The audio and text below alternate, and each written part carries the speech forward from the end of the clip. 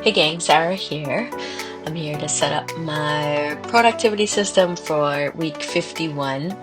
And so, a little bit of context of what's going on in my life. I had a exam last week, or like this previous week 50 anyway, and actually am also sick. So, anyhow, I ended up taking Friday off to just sleep off my sickness. Feeling a little bit better today. Anyhow, so I'm going through my weekly layout there, and I'm just updating the stuff that I have completed.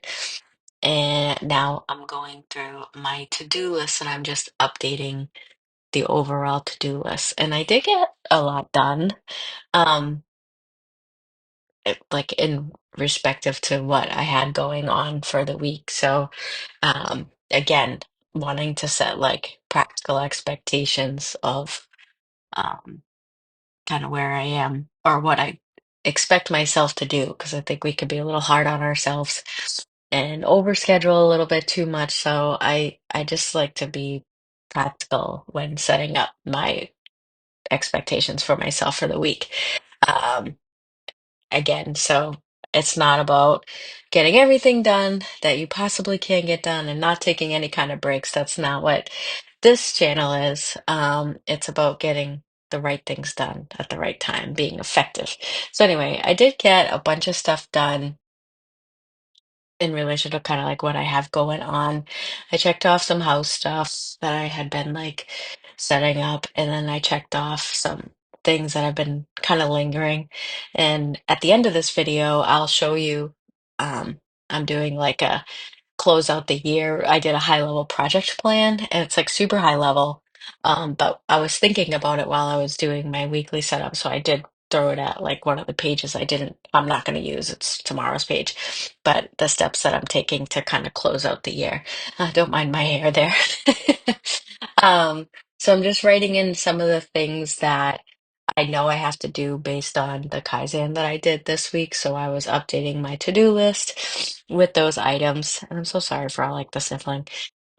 I was updating the to-do list with that. So I've a couple process maps that I have to get done or drafted, I should say, get them over to the process owners just to make sure I heard it right. And then build out the report out presentation and all that fun stuff. So those are the things I'm adding to my to-do list. They all have, or they're all related back to that Kaizen that I was doing.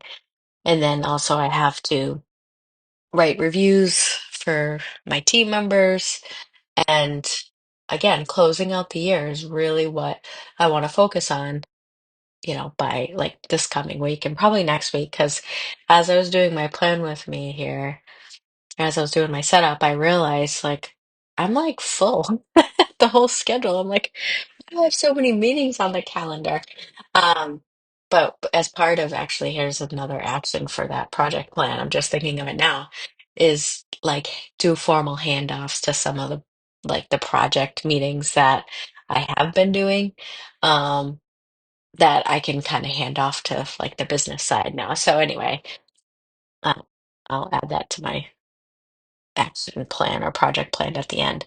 So here I'm just putting in like my weekly the what I have for meetings, and this really just helps me understand and set expectations of what I can actually accomplish for the week. So a lot of us have, oh no. Okay. I thought I hit plus. A lot of us are in meetings like all day long, and we wonder why we're not getting anything done. Well, it's because we're in meetings all day long. Um, so I like to do this because it helps me understand like literal like the actual time I have to do the work that I have outside of actually being in these meetings or running these meetings in a lot of cases. So I have way more meetings than I was thinking I had going into this. So it was nice to kind of level set, um, to really understand what I had going on.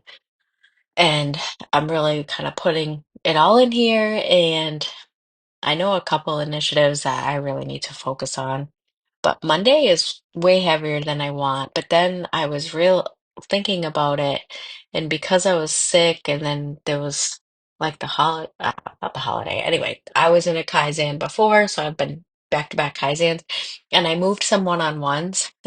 Well, then I have their regular cadence one-on-one on Friday, but I have them set up for a one-on-one on Monday.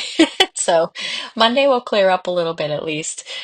So I have to cancel those. That was kind of stupid of me, but I didn't realize because I was supposed to have talked to them on Friday, but I didn't want to cancel their one-on-ones because I just kind of feel like that's cheesy to do, but not realizing that we have our one-on-one coming up on Friday. So anyway, I don't think any of that just made sense, but I'm gonna free up some time on Monday. That was my point. And then yeah, so I have a bunch of meetings throughout the week, home for the week and the next couple weeks, I should say. And um but it's a busy week. And for myself, I'm just gonna focus on sleeping. So I do like my sleep is terrible. Like I have this, I think it's Aura Ring, and my sleep is like four, fair, four. I don't know what the heck is going on. So I really need to figure out that whole situation because it's definitely affected me. I'm getting better, and I've been sick, so it's definitely bad right now. But like I need to get that straightened out. So I don't know what's going on there. And then I wanted to try to hit a yoga class this week because I haven't been and I really want to.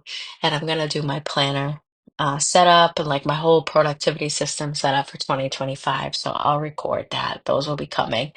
And then work. It's really like close out the year. I want to like get all the actions set up and get some momentum for the Kaizen that I just did this week. And then I have to do my goals and objectives for next year, which I feel like is really early, but they're asking me to do it, so I guess I have to. And then plan the grind, just regular videos, and then my Patreon. There'll be some videos coming out and some templates, so be on the lookout for that. And then I put some dinner in there. Um, so a couple favorites of my kids that they like that'll be coming up. Um, and then we have like a wreath decorating thing. My kitty is doing better. Um, Hopefully, they're doing more tests, but he is definitely doing better. But I'm gonna go over into my close out the year project plan now. All right, hey gang, I realized that my video cut off when I was building this, so I'm gonna give you a live little walkthrough. So I want to do the end of the year closeouts. I want to like start focusing on like wrapping up 2024 with a bow, if you will, at least at work anyhow. So I want to clean out all my like digital systems, I guess, or anything that relates to my productivity system. So my plan for the end of the year closeout, and I may add to this, next week I'll update it to show you if there's any changes, but I want to set up my 2025 OneNote, set up my 2025 planner. I want to get to inbox zero. So that doesn't mean do all the emails, more like process it to zero.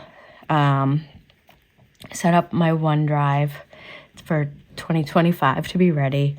And then I have to establish all my goals and then finish all my expense reports. I'm 100% caught up at this moment in time, which has never happened to me ever in my life. And then also I replaced the light bulbs that I have been putting off for a year. So I'm just saying, kind of winning. Also pretty sick, but I did it. So then I did a little like sub breakdowns, like the project plan, if you will. So for OneNote, I'm setting up my 2025 notebook. So my project section, my meetings section, and I'm going to migrate any active projects over to my 2025 section and then, so 3 for 3, inbox 0. I'm going to clean out my to-do folders, or at least make sure they're still accurate.